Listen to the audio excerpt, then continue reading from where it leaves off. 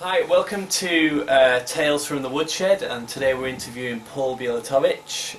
Paul is an amazing player. He's just back off tour with Carl Palmer of Emerson, Lake and Palmer fame. He's also played with Neil Morse from Spock's Beard, and he's involved with a few guitar magazines as well. So thanks for doing the interview, Paul. Yeah, thanks for having me. Okay, so what we're going to do is we're just going to interview Paul, and he's going to tell us a bit, just like a massive bio video basically, where he's going to talk us about the gigs he's done, about his early experiences of playing guitar, about his album which he's just about to release through his website, and which is paulbielatowicz.com, which you'll see in the description of the video. So do you want to just tell us a little bit about the tour and what it's like playing for Carl Palmer and what it's like being an awesome guitar player? Well, I can tell you about the tour and playing for Carl. Yeah, I mean, playing for Carl, that band is a guitarist, particularly a shred guitarist, if I class myself as that, dream come true really, because every night we play up to a 2-hour set, which is essentially, because it's just a trio and it's all instrumental, it's essentially a 2-hour guitar solo. Yeah. So with the trio setting, everyone talks about the trio setting giving you lots of space, you know, like the Hendrix setup and an ELP setup. It gives you lots of space.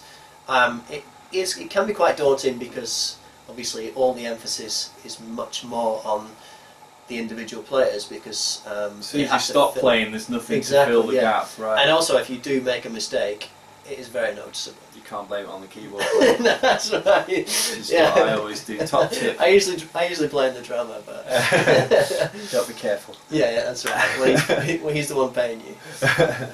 But yeah, it's playing with Carl. It's great. I've been playing with him for 10 years now, and it's really, well, first of all, it's been one of the biggest lessons I've ever had. You know, I think learning to play that sort of, at the risk of blowing my own trumpet, virtuoso type music, at a high level, at a touring level, where you've got to play it on stage in less than ideal conditions, and you've got to make it sound good. I think that is something you can only learn by doing it for a long time. Right. So yeah, I do feel fortunate to have had that opportunity. Great, and obviously playing all over the world. So what's that like then? What's touring like? Is it just so amazingly glamorous, or? Oh yeah, of course. So it's not like when I've done touring then, when you sleep in the back of a van and somebody loses your guitar at Heathrow on the way there and the way back. It's slightly more glamorous than that. If we sleep on a vehicle, it's a tour bus with nice bunk beds, but no, it's not at all glamorous, really. There's a lot of travelling involved. Yeah. You know, everyone says, oh, you get to see the world and all this stuff, and I have been all over the world. I've been to most major cities in the world, but whether I've got to see much of them is another matter completely. Yeah, right. I mean, the thing that I had. You cold? I am cold. Okay.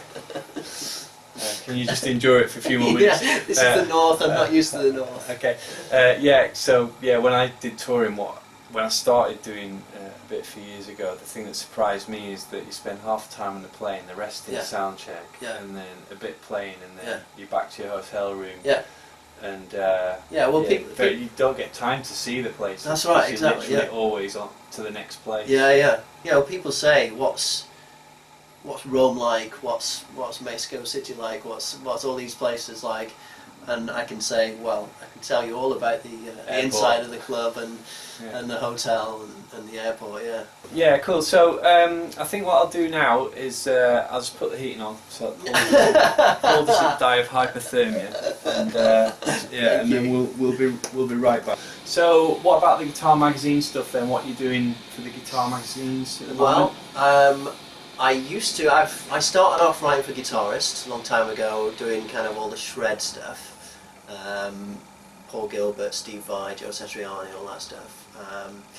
but then I just kind of got busy with touring and did little bits of transcriptions. I did a column which was taking classical music and playing it on the electric guitar.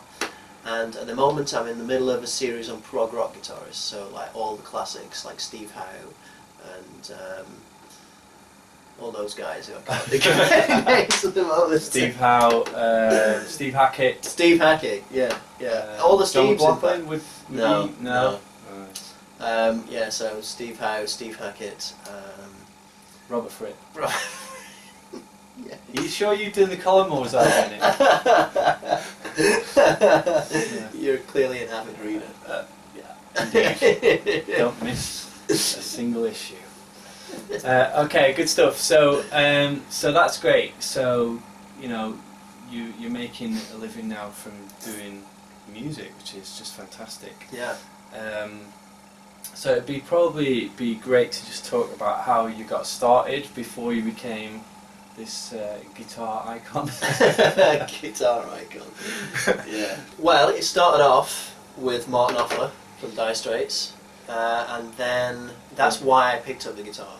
And then, so it was kind of the money for nothing riff, you know. Yeah. As soon as I learnt the classic riff.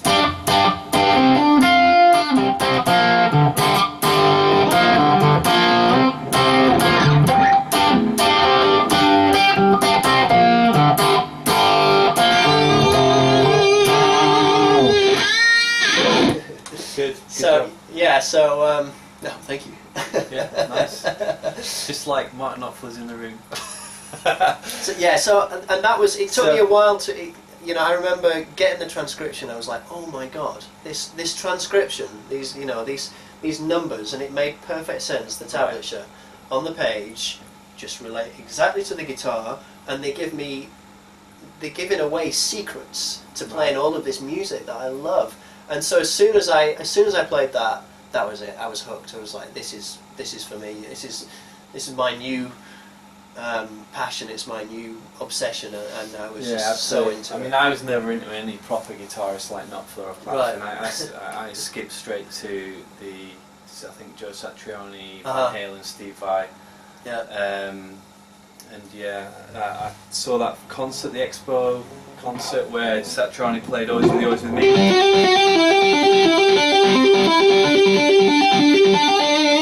And yeah, I just thought that sounded amazing. And obviously, I learnt about Eruption by Van Halen after that. And then I heard Steve Vai's song called Yankee Rose, where he makes the guitar talk, and I was just like, I don't know how to talk to girls, but I reckon girls would be impressed by guitar. I've since learned that girls aren't impressed by guitar playing at all. That's right. They like that you own a guitar, but the fact you play it is kind of, they don't really care.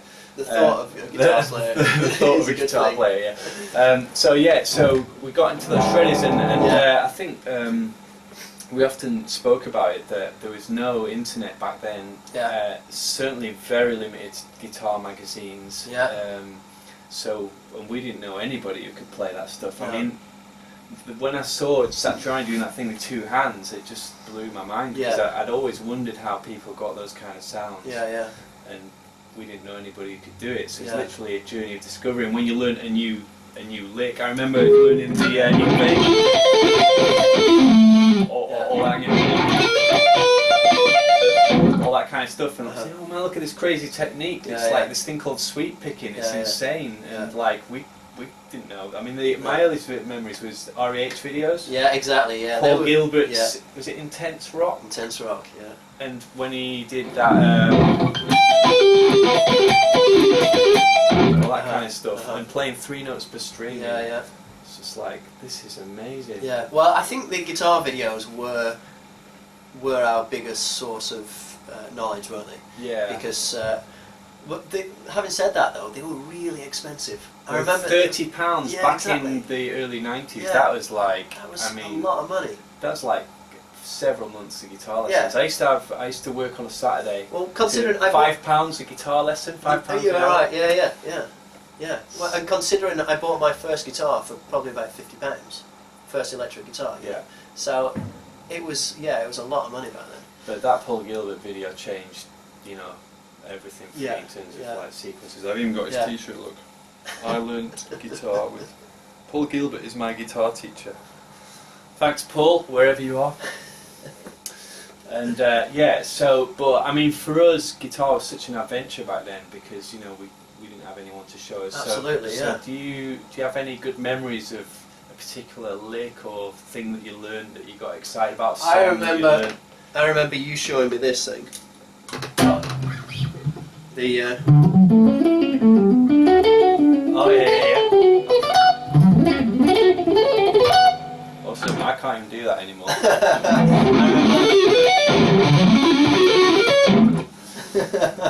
well, I've used that on several Neil Morse albums, so royalties, people. It's on video. I'll have that. That's well, it's good to know you that. need to edit that out. Yeah, it's good to know that I've made a contribution to some kind of guitar playing. In fact, I put it on your album. I think did I? I think I did. I think I put it on your album as a little bit of a tip of my hat to you. Paul played a solo from a new album that's coming out, and he played a lick on. I was like, "That's amazing! How did you come up with that?" He says, "Yeah, that's that lick that you showed me." I was like, "Can't be possible." He just plays it so much better than me. That's the problem. Cool. So I guess the difference for us learning back in the early '90s was that, I don't know about you, but it was a lot of vinyl still, because the vinyl was going dead cheap. Because CD was coming in and sort of learning it off record. We didn't have YouTube. I couldn't afford guitar magazines, so I was hanging around, and so meeting you was like a really cool thing, because I remember if we found out a new way of playing something, I remember first figuring out sweep picking and the whole Ingve thing, and sort of going over to your house and sort of saying, "Man, look at this crazy thing," and and we used to catalogue our guitar licks and stuff like that. I remember I've still got a copy of the Dave Brons guitar files, I think. God, I need that back. It was definitely the era of figuring it out for yourself, and I think it was also a time that felt like it was a quest. It was a constant quest to try and do something different. And we were both Steve Vai fans, and he went on about that, didn't he? He went on about finding your own voice and doing something different. And I think we were both really into trying to find the next thing, trying to do something a little bit different. Yeah, I mean, how many hours did we waste doing stuff like and all that kind of stuff, like trying to get weird sounds. Yeah. But you did your like sweep picking of pentatonics and stuff like that. Yeah. And that was a new approach, and we'd all get really we both get really excited about stuff like that, wouldn't we? Yeah, absolutely. Those were the glory days, folks. There you go, you missed it. I mean, if you weren't there, you missed it. I don't know what you missed. The 90s. Who would have thought? I remember hearing Eruption for the first time when I was really into Hendrix and Clapton and the blues guys and Martin Knopfler, and then I heard Eddie Van Halen, and he absolutely blew my mind. Yeah. So he influenced my technique massively. Him and Steve Vai were the two biggest influences on my technique. I mean, I love Van Halen, and what's great about Van Halen is he's not just a great lead player, he's a great rhythm player. Absolutely. And all my favourite players are guys that integrate one to the other. So Van Halen, Steve Ray Vaughan can just swap from rhythm to lead, Nuno Bettencourt, all those guys, because that's like being a complete player, isn't it? And I think I actually prefer Eddie as a rhythm player than I do as a lead player. Yeah, maybe I do actually. I mean, his rhythm playing, his riffs just groove so much. You look at that 1984 album. That's the one. That's my favourite album. Yeah, it's so good. And like Panama, that riff on there. Panama. So we can edit that